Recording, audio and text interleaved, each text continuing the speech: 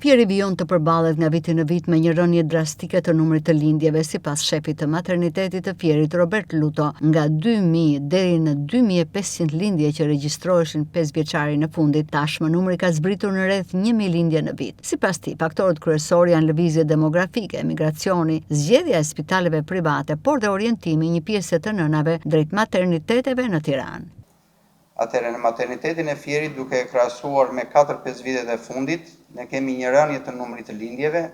Nëse para 4-5 vitesh numri i lindjeve ka qenë 2000-2500, tani vete afërsisht tek 1000 lindje në vit. Dhe kjo ka dhe një arsye dhe një shpjegim për vetë lëvizjen demografike të familjeve shqiptare, ku një pjesë e mirë është vendosur dhe është transferuar në emigracion, dhe detyrimisht duke lëvizur edhe numri i lindjeve patjetër që do vi në rënje.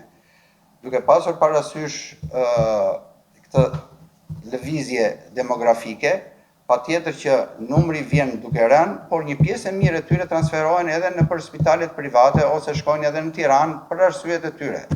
Luto thekson se vitet e fundit është rritur ndjeshëm dhe numri i lindjeve me operacion cezarian, të cilat tashmë janë më të shumta se lindjet natyrale. Sipas tij, kjo nuk është një prirje që vihet re vetëm në Shqipëri, por një trend i konsoliduar edhe në shumë vende të botës.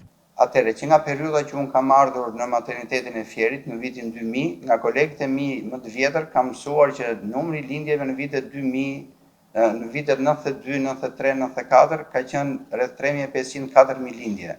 Ndërsa po të shikojmë tani, ne mezi kapim numrin 1000. Dhe pjesa më e madhe e lindjeve bëhen lindje me seksio cezarea dhe një pjesë e tyre pastaj janë dhe lindje natyrale.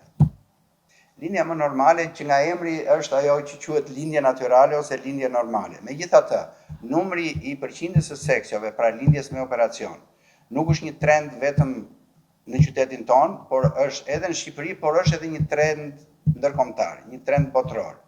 Dhe faktorët janë nga më të ndryshëm, nënat janë më të ushqyera, bebat dalin më të mëdhenj, faktorët pastaj që kanë të bëjnë me patologjinë gjatë shtatzanisë, siç është diabeti i barrës, siç është hipertensioni, siç janë problemet renale, infeksionet urinar dhe faktorë të tjerë që kanë lidhje me vendosjen e placentës, siç është placenta previa dhe patologji të tjera të cilat bashkëshoqërojnë një shtatzani.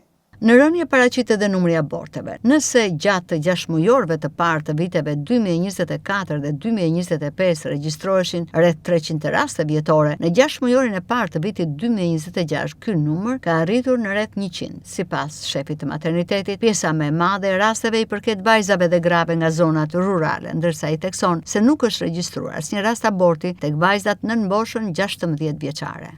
Po, patjetër. Edhe numri i aborteve në përgjithësi ka ardhur duke rënë.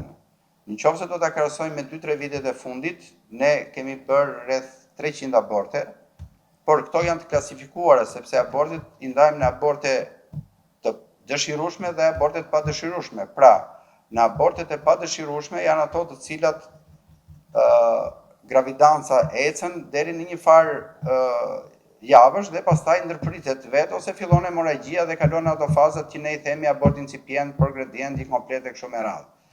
Nuk mund të them dot një shifër të saktë se sa është përqindja e atyre që janë nga qyteti dhe nga zonat rurale, por përderisa popullsia më e madhe vjen nga zonat rurale, detyrimisht dhe numri i këtyre aborteve është më i madh nga zonat rurale sesa nga qyteti, por duke pasur parasysh edhe emancipimin që ndodh sot tek rinia, ato marrin informacion, kanë informacion të mjaftueshëm për të mbrojtur, për të mos ngelur shtatzan, ndërsa zonat rurale ndoshta janë pak më të disavantazhuara në këtë pikë.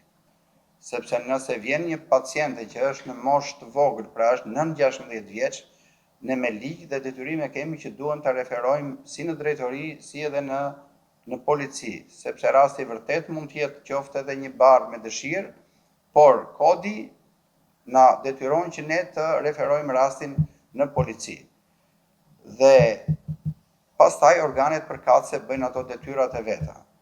Ndërsa pjesa tjetër janë majoren, pra kanë, si thua, të drejtën e tyre për të bërë ndërprerjen e shtatzanisë ose mbajtjen e saj.